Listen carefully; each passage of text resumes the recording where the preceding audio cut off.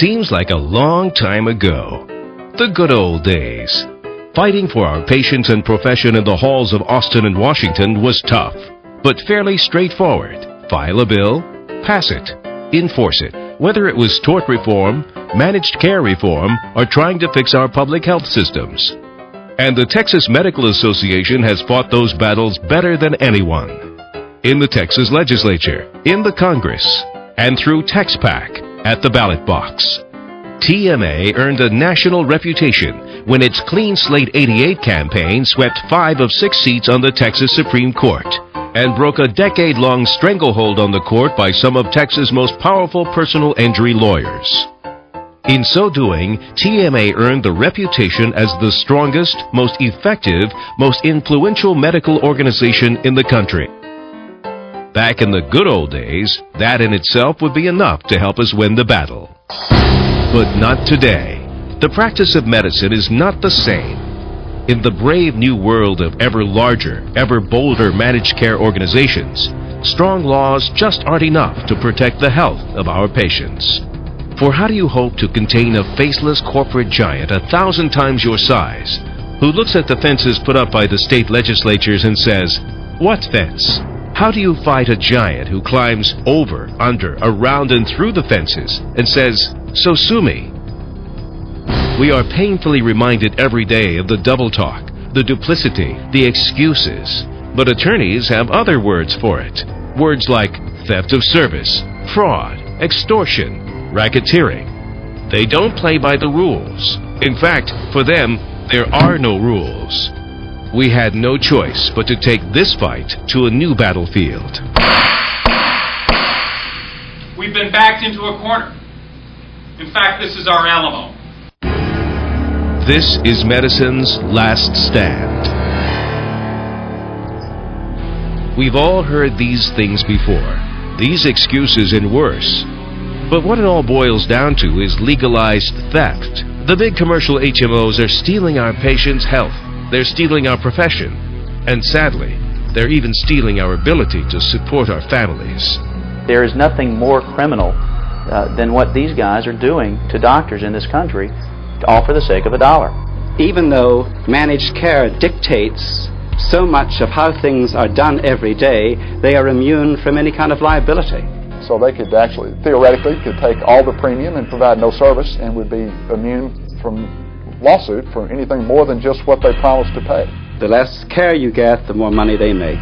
They probably prefer to give you a packet of Camel cigarettes and go away. They are truly intentionally cheating doctors out of money, intentionally intimidating doctors into behaving in a more inexpensive manner. If they would spend the time taking care of patients, if they spend time and resources finding ways to not take care of patients, we probably wouldn't be in this mess. It's no coincidence that these predatory business practices have metastasized to every corner of the country.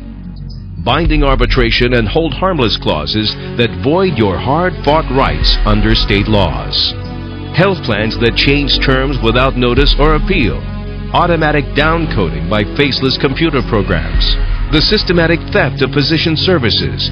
Gaming of patient referrals and dismantling of the doctor-patient relationship. The HMOs steal your practice because they can.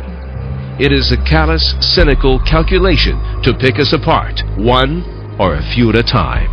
What the insurance industry does is they attack physicians on a claim-by-claim basis. Sometimes it may only be cheating the doctor out of $10 or $20 or $50 per claim. And therefore, that's not worth going to get a lawyer to prosecute, and they know that.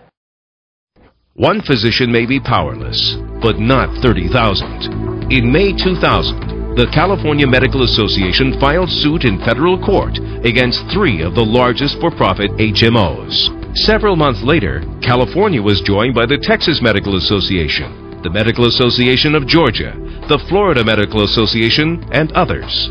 The suit charges Humana, Aetna, Cigna, United Healthcare and Prudential Insurance Company of America with violating federal civil racketeering laws, breach of contract, unjust enrichment, violations of state prompt pay statutes, and otherwise jeopardizing patient welfare.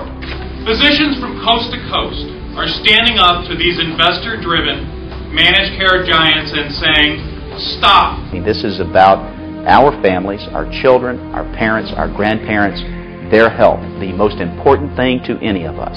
And it's being bastardized by a bunch of people that only care about their financial bottom line. When I see how much anger there is out there, how much frustration amongst patients, and when I look around and see the same amongst my colleagues, I know there is definitely a sick system and it definitely needs to be changed. To be sure, our quest will continue for stronger laws in Austin and Washington, enforceable laws and regulations, managed care laws that put patients above profits. But until that day comes, the HMOs now know they are in for the fight of their lives, that we have served notice, all 96,000 of us from across this land, that we will not allow them to continue endangering our patients and destroying our profession. More important, we will never shrink from our resolve. This is medicine's last stand.